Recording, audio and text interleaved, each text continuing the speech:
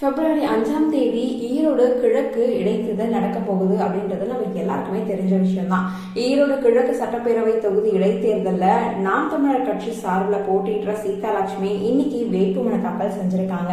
இந்த தேர்தலில் போட்டியிட போவதில்லை அப்படின்னு தமிழக வெற்றி கழகம் ஏற்கனவே அனௌன்ஸ்மெண்ட் பண்ணியிருக்காங்க. அது மட்டும் இல்லாம பெரிய கட்சிகள் எதுவுமே நாங்க போட்டியிடல அப்படின்னு அறிவிச்சிருக்காங்க. இந்த தேர்தல் திமுக நாம் தமிழர் கட்சிக்கு நேரடி களமா இருக்கும் அப்படின்னே சொல்லலாம். ஏன்னா எதிரெதிர் அணிகளா இந்த ஒரு தேர்தலை போட்டியிட போறதா உண்மையான செய்தியா இருந்துட்டு இருக்கு. அது மட்டும் இல்லாம ஈரோடு கிழக்கு தொகுதி இடைத்தேர்தலில் சீமான் பிரச்சாரம் செய்யக்கூடாது அப்படின்னும் ஒரு வழக்கும் போடப்பட்டிருக்கு அப்படின்ற மாதிரி ஒரு நியூஸும் ஸ்ப்ரெட் இருக்கு. இப்போ இன்னைக்கு சீதாலட்சுமி வேட்புமனு தாக்கல் செஞ்சிருக்காங்க.